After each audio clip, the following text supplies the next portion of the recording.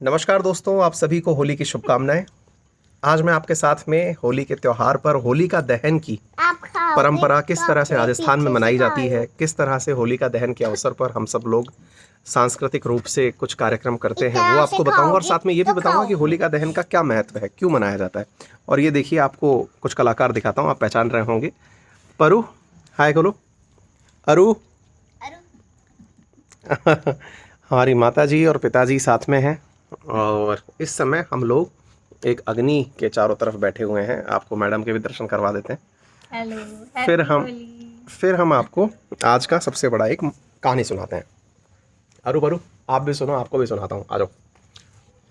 तो स्टोरी कुछ इस प्रकार से है, मतलब अगर हम इसको डिटेल में डिस्कस करें कि हाँ बैठ जाओ, जहाँ बैठ रहे हो वहीं बैठ जाओ।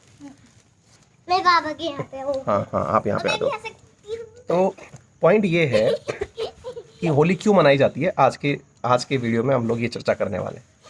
बच्चों, क्या हुआ था एक बार कि हिमाचल में ये कहानी बहुत फेमस है। हिरण्यकश्यप नाम से एक राजा हुआ करते थे। कौन थे अरु? राजा, ठीक है, चाचा। राजा है ना, हिरण्यकश्यप। उनके एक बेटा हुआ करता था जिसका नाम था प्रहलाद। क्या नाम था? प्रहलाद। यस। तो क्या हुआ कि जो प्रहलाद था वो विष्णु भगवान यानी भगवान नारायण जो हैं उनकी भक्ति में बहुत ज़्यादा लीन रहा करता था। हिरण्यकश्यप जो कि एक राक्षस था, उसे प्रहलाद की ये भक्ति पसंद नहीं थी।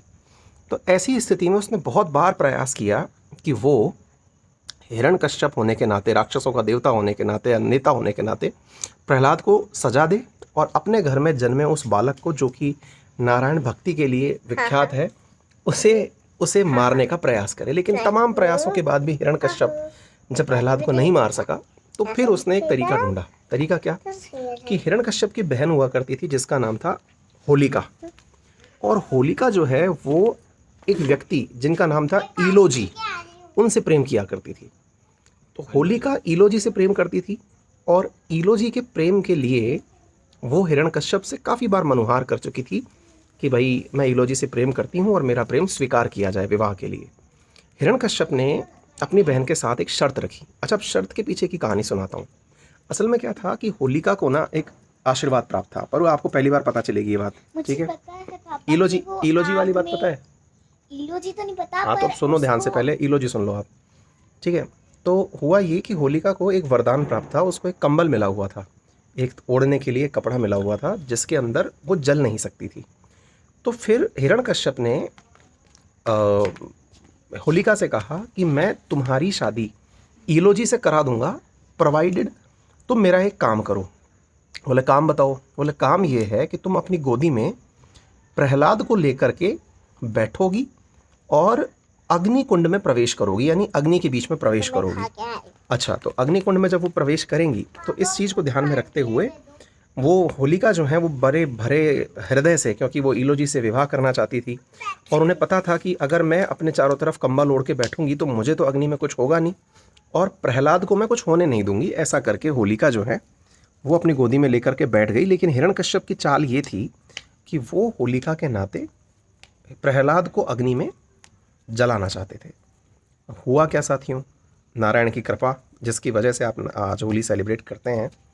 तो हुआ ये कि वो जो कंबल है वो प्रहलाद के ऊपर आ गया और होलिका उस आग के अंदर, उस अग्निकुंड के अंदर भस्म हो गई। शादी का दिन था फागुन की पूर्णिमा, जिसको आज हम सेलिब्रेट कर रहे हैं। फागुन की पूर्णिमा को ईलोजी से कहा गया था कि आप होलिका से विवाह करने पधारिएगा। लेकिन चूंकि ईलोजी जब तक पहुँचे तब तक जो है होलिका दहन हो चुकी थी, यानी कि होलिका जो है वो अग्निकुंड में समाहित हो चुकी थी और प्रहलाद बच चुके थे। नारायण की भक्ति स्वीकार हो चुकी थी। ये तो थी माइथोलॉजिकल कहानी। ईलोजी बहुत व्यथित हुए इस बात से और ईलोजी उसके बाद जंगलों में चले गए। ये जो कहानी मैंने आपको सुनाई है ये हिमाचल में बहुत ज़्यादा प्रचलित है।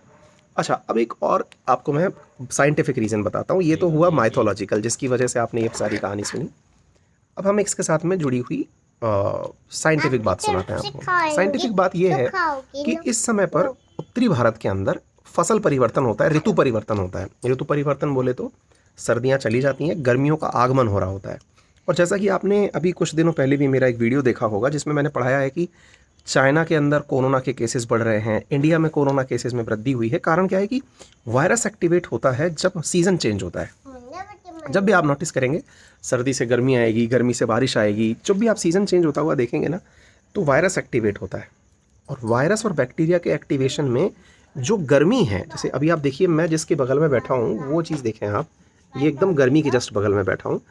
नेचुरल रूप से ये माना जाता है कि जब अग्नि के बगल में आप बैठते हैं, अभी आप देख भी सकते हैं कि मेरे चेहरे पे थोड़ा सा पसीना आ रहा है, परू पसीना पहुंच चुकी है मेरे पीठ पे।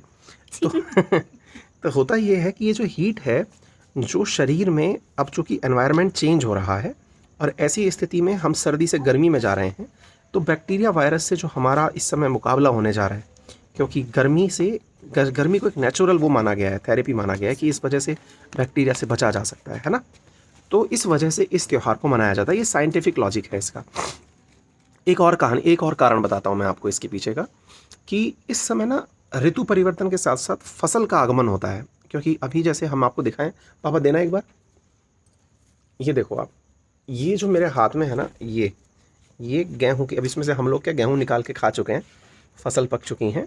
गेहूं की बाल बोलते हैं इसको, है ना, गेहूं की फलियां इसके ऊपर निकल के आती हैं। और इस समय क्योंकि अब मार्च का महीना चल रहा है, गेहूं पक के आ चुका होता है, सर्दी के बाद में गेहूं पक के आ चुका होता है रबी की फसल के रूप में, है ना। तो वो फसल की कटाई हो रही है, तो किसान इसको एक जश्न के रूप में सेलिब्रेट करता है कि हमने एक नई फसल की प्राप्ति की है। तीसरा एक साइंटिफिक कारण और बताता हूँ मैं आपको। तीसरा कारण ये है कि हमारे शरीर में आज के दिन, मतलब जैसे अब होलिका दहन हो गया, आज तो हमने सबने क्या ले लिया कि ये जो गर्मी है इसको ले लिया। इसके बाद में कल का दिन होता है जिसे धुलेंडी के पर्व के नाम से जाना जाता है। उस दिन दो तरह की होली खेली जाती है, एक तो रंगों की होली और दूसरी होली खेली जाती है मड की होली, कीचड़ की होली। हालांकि कीचड़ का रूप अब बदल गया है, हम ये मानते हैं कि गंदगी वाली कीचड़ ही कीचड़ होती है, लेकिन होता क्या है मैं आपको इसके पीछे भी फैक्ट बताता हूँ कि जब हम रंगों की होली खेलते हैं तो रंगों को नेचुरली ये माना गया है, they are the best therapies for the body. मतलब इसको ऐसे समझिए कि आप जब किसी रंग को लगाते हैं, उदाहरण के रूप में हमारे शरीर पर येलो रंग पोतने के लिए हल्दी का उपयोग किया जाता है। ये प्राकृतिक रूप से, अब चूँकि हल्दी बहुत महंगी है तो अब लोग सिंथेटिक कलर यूज़ कर रहे हैं जो कि प्राकृतिक रूप से सही नहीं है।